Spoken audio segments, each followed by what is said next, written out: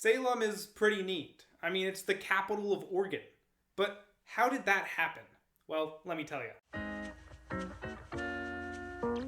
Now, there's actually a pretty long story to how Salem managed to first off become the capital and second off maintain its status as capital. But I want to deal with the first question on your mind when it comes to Oregon state capitals and what city it is. And that would be, why isn't it Portland? I mean, when people think of cities in Oregon, Portland does tend to be the first one to come to mind. It's the largest and the most widely known. But that's a more recent, if you consider the early 20th century, recent at least, phenomenon. Up until then, Portland was kind of just your standard Oregonian city alongside places like Corvallis, Eugene, and Salem. None of those started off as Oregon's capital, though. That title would fall to the aptly named Oregon City.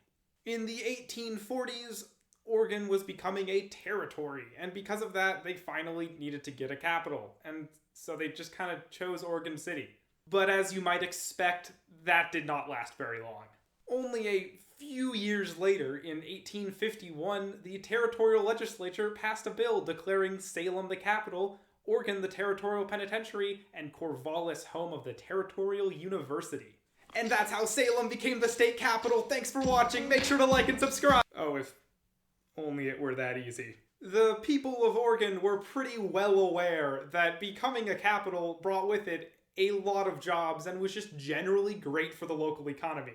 So because of that, a lot of people weren't too happy that that was all going to be leaving Oregon City. Outcry against the move was fierce, and not just among the general public. John Gaines, the territorial governor at the time, came out against the bill, and even declared with some decent evidence that the bill itself was unconstitutional.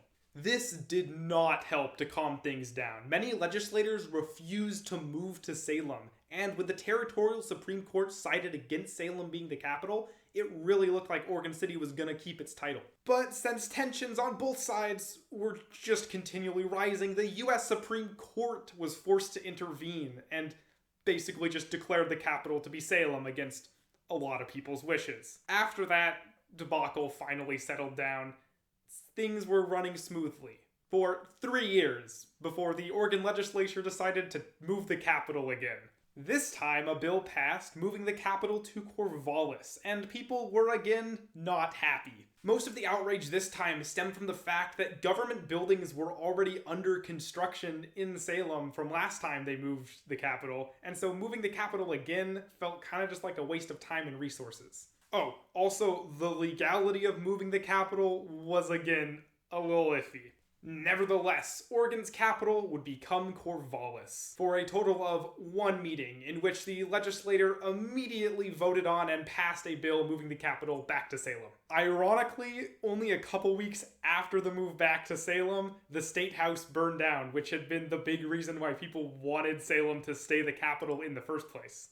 And perhaps it was the sudden lack of a state house that prompted less than a year later in 1856 for yet another bill to pass to move the capital.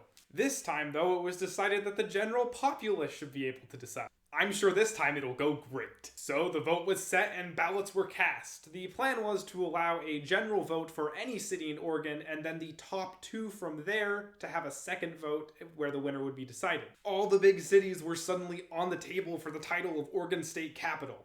But there were 2 frontrunners, and that was Eugene and, you guessed it, Corvallis. It really seemed like Salem's days as a territorial capital were over, but then a miracle happened. Or if you live in Corvallis, a terrible crime against democracy. 4 counties would fail to follow the rules regarding election returns and as a result would have all of their ballots invalidated. This sudden change in votes caused Corvallis to fall down to 3rd place, and Salem, with less than a 100 vote difference, to become a finalist alongside Eugene. Needless to say, a lot of Oregonians did not like this turn of events, which led to an extremely low support for the final vote, with a very low final turnout. Many towns simply didn't open polls, and even in Portland, less than 100 votes would be cast. In the end, though, Eugene would have the most votes. This major victory was then promptly ignored by the government, and they just kind of stayed in Salem, which I guess you could do back then. But Salem was not out of the clear yet. There would be one final time in which the location of Oregon's capital would come up for debate. As Oregon began its transfer into statehood in the late 1850s, the public was once again given the option to choose Oregon's seat of government. After enduring over a decade of capital-based drama and chaos, legislators very wisely this time specified that once the capital was chosen, it could not be moved for another 20 years at the very least. And if it was moved, allocations to build a state house couldn't be accessed until 1865. Soon after, elections would be held in 1862, and then with no cities receiving 50% of the support, another election was held in 1864. Both times, Salem did come out on top, though, with Portland taking a distant second. So finally, after years of debate, bad elections, fires, and general tomfoolery, Salem became cemented as the capital of Oregon, and it still is today. Thanks for watching. If I missed anything, or got something horribly wrong, please do tell me in the comments. And if you enjoyed the video, it would be great if you considered liking and subscribing.